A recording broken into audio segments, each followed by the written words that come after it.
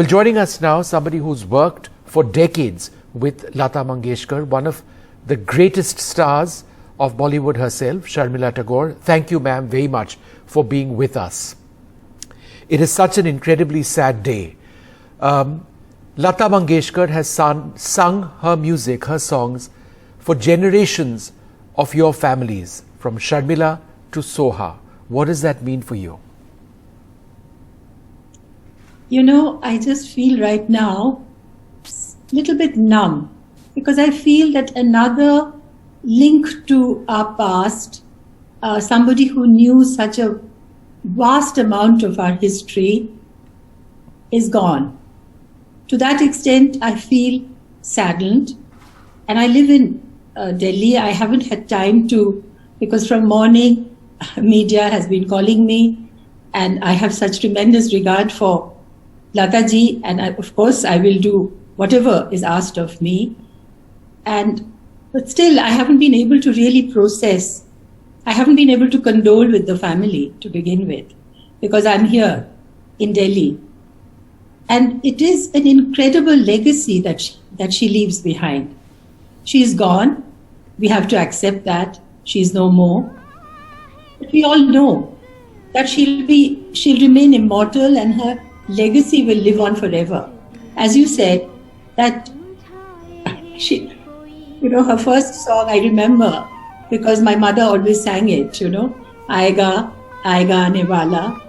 And I was 1 year old in 1945. And she sang for me after, of course, Madhubala and Mughal-e-Azam and so many other actors. And then I, and then Soha. And as somebody said that, like Kajol, Tanuja, Shobna Samar. Yeah. Because she could do that, because she had such a beautifully natural voice. A lot of singers make an effort to sing, and they can't maintain that effort over a period of time.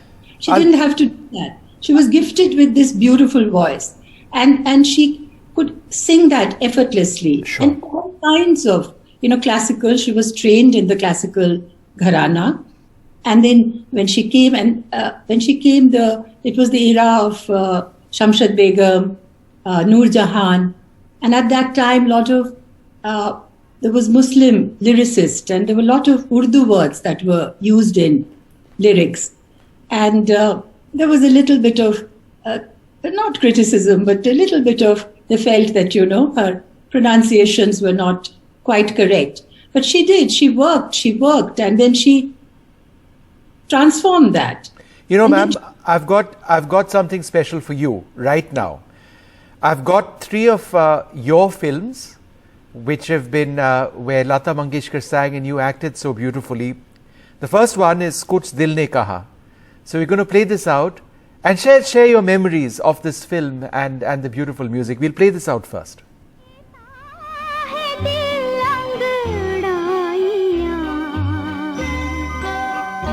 इस दिल को समझाए कोई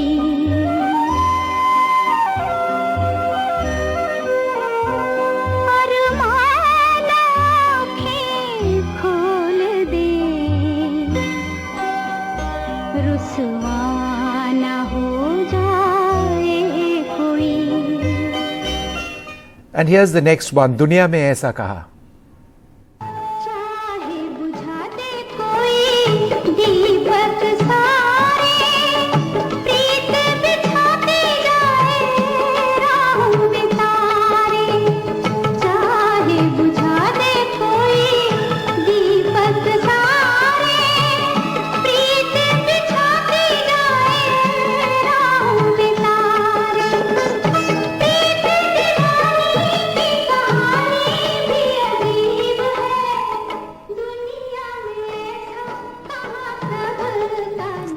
And finally, Agar Tum Bhula Na Doge.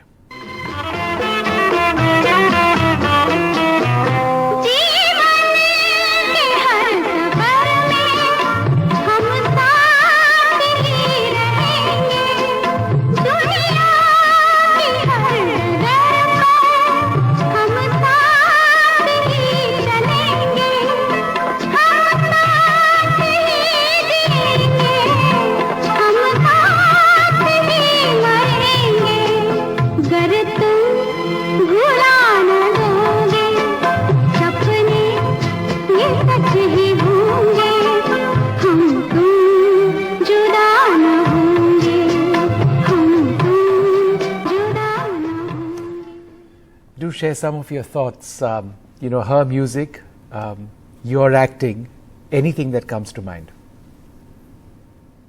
The words, of course, were by the first one in Anupama was by Kaifi Saab, and the combination of those beautiful words with Lataji's voice. And we shot this very early in the morning. Rishida, I think it was about 5 in the morning, black and white. So it was really magic. But it's the way she sang those songs. What we had to do was very clear to us, because all those nuances, all those emotions were in the words and in her singing. And subsequently, all the songs that you played, different songs, Satyakam and, Bridges, I think it was Ek Se Badkar Ek or something. So it was a beautiful song, and there was so much, and she could, the way she sang, it made it easy for us to follow that.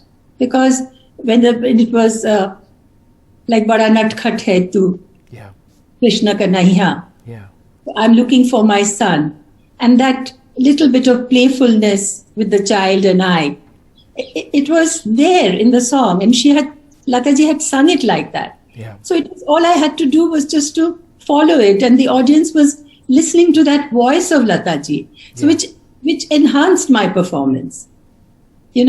So all her songs, there were such beautiful songs that she sang for me in Mausam, in Anupama, in Satyakam, in Talash.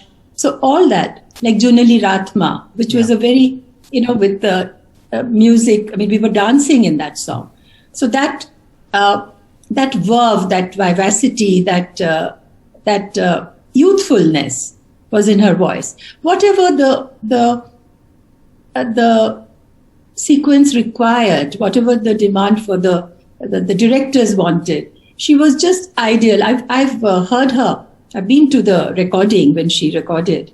Shaktiji had taken me, and those days they recorded their songs with the full orchestra. Right. And she was in a glass cubicle, and all she did was sort of glance through and sort of hummed a little bit of, not even a rehearsal, I would call it. And then she sang, and it was okay. So you can imagine how correct she was, how well trained she was, that her ears were such, she got it instantly. And that is why everyone wanted to work with her, because she could there was a range of emotions, there was a range of versatility, from musical, which needed a classical training, or bhajans, or emotional, or nutcut, or a little chhed-chhad. She could do everything. Yeah. There's another incredible bond that you share with Lata Mangeshkar. Both of you had a real love of cricket. The Nawab Ali Khan Pataudi played with Gary Sobers and Rohan Kanhai. And this is a quote of hers. Gary Sobers, Rohan Kanhai, I liked all of them. I've also seen V.K. Naidu play. I have a photo with Don Bradman's autograph. So the Nawab of Pataudi, his generation, is something that she has spoken, and it's been mentioned as well. It's an interesting bond. Absolutely, because she was absolute cricket buff, and we saw a couple of matches from the Patiala Pavilion in CCI. Oh, I see. Because that was a little secluded place, and Lataji preferred to go there and watch. And at one point, I think she had asked me some intricacies about cricket and who got how many runs at what time. And I failed to answer. And I said, Lataji, I really don't know. And she got so angry with me. She says, and of course, she never raised her voice. She sort of very gently said, but Sharmila, you should know. You should know about these things. Aapko malum honi chahiye ki, after all, you're married to a cricketer. So, yes, she knew a lot. It's just not she watched cricket, but she understood cricket. And Tiger was a great fan of Lataji. University days, as Girish Karnat told me, all he heard was Lataji. And she used to play on the flute for me, Chaudhary Ka Chand. Right. And I remember he's got a wonderful photograph of with Lataji, which is with me. It's a lovely photograph. So yes, and her wildlife passion. She loved going to because she was, I think, of a private disposition. She didn't really talk very much, but she didn't miss anything. She was very engaged and she could talk to you on any subject. But she didn't like very big gatherings. So she loved going to the jungles and take photographs. And she had all these state-of-art, recent photographs. And I would request the family perhaps if they can have an exhibition of these photographs that she had taken, which would be such a treat for us. It would indeed. One final question to you, ma'am. In 1974, EMI London honoured her with a golden disc. She was the first Indian artist to be given that honour.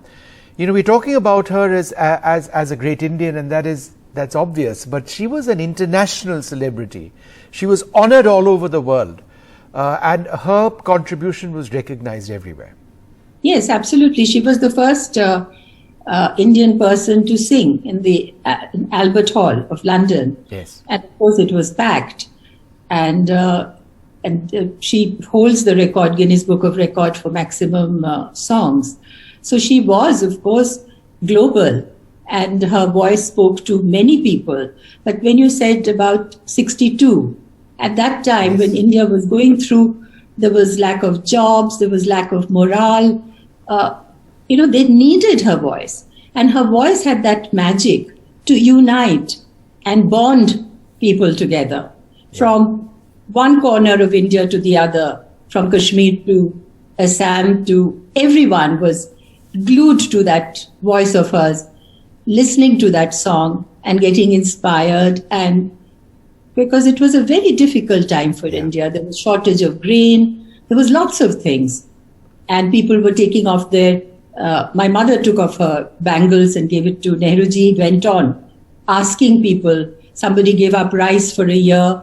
There was a lot of patriotism. And Lataji sang that song, which when you hear even now, it sends goosebumps through you. Mere Watan Ke Logo. In fact, it was performed at the Beating Retreat this year as the very last song. Let me just talk to you about one thing, that after 63, when India won the World Cup, she had organized a cricket concert. Yeah. And raised 20 lakhs for the team, because BCCI at that point wasn't the BCCI of today. So they didn't have that kind of funds, or they didn't use that kind of funds. But Lataji came forward. Lata Mangeshkar, her brother, composed the music. So her involvement with cricket goes just beyond as a spectator. But she actually tried to help the cricketers. Yes. She attended the 83 World Cup as well, and indeed helped afterwards. But what lovely stories, ma'am, and it's so nice to hear about your memories over so many decades. We will miss Lata Mangeshkar greatly. Thank you so much for speaking to us. Absolutely. But she will be immortal, and her legacy will live on forever. She will be in our hearts. She's made a place for herself in our hearts, and that will not go away. She may have left us physically, but she will always remain with us. Absolutely. Thank you very much.